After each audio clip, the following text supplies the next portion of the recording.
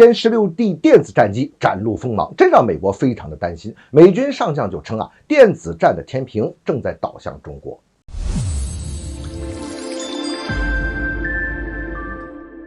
欢迎来到张斌观察，我是张斌。大家注意一下，在前不久咱们进行的联合利剑这个军演之中呢，咱们官方公布的一个关于轰6K 的这个画面啊，注意一下细节。咱们这轰6K 带了一个空地63的对地弹，空地63就是以前咱们说的这个鹰击63，现在是不用于反舰了，专门是打地面目标了，所以叫空地63。我们注意一下啊，和轰6K 一起编队飞行的是一架歼16和另一架歼16D 电子作战的战机，这就说明啊，这一次任务，第一，咱们肯定是在进行一个对地打击的实战演练；第二一个呢，我们解放军非常重视这种电子作战的能力，当然咱们也有这手段了，因为现在目前全世界只有中美才有这种真正意义上的电子作战的战斗机。第三，我们注意，这一次我们说是演习，但其实是一种进入了实战状态的一次演练。说起来，美国这边啊，它是一直在关注着我们的各种军演啊，我们的各种巡航飞行任务啊，特别关心我们电子作战的能力。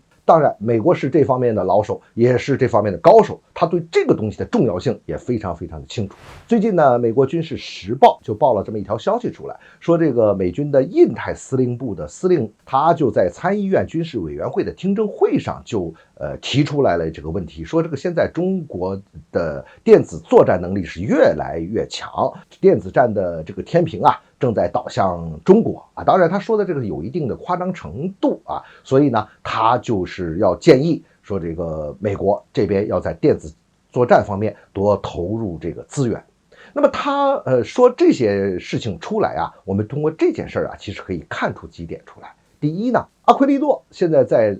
国会方面讲这个事情啊，当然他有夸大的成分嘛，要争取更多的资源嘛，这是肯定不用说的了哈。但是他说出来的确实是一个事实，因为美国电子作战能力是最强的，他最清楚这电子作战的能力对现代战争是多么的重要。第二一点呢，咱们客观的说，美军现在的电子作战能力是最强的，而且呢具有这种绝对的优势。当然了，如果来到我们家门口这个地方啊，它这个优势可能就会变成一种劣势了。但不管怎么说，美国对我们电子作战能力非常的关心，它同时也非常的敏感。你只要稍微具备一定能力，稍微有所提升到一定程度之后，他就觉得是一场非常非常大的事情。因为电子作战的能力从军事角度的来讲啊，它是直接能够触及到美国这个军事霸权的，这是在一条看不见的战线之中啊，这个作用是非常之大的。第三呢，应该看出我们解放军这些年啊是非常重视这个电子作战。通过这次联合利剑实战的演习，我们也看出来，我们把电子作战是摆在首位去考虑的。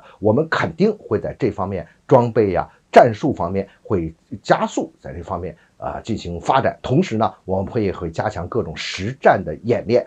尽快的提高我们电子作战的能力和水平。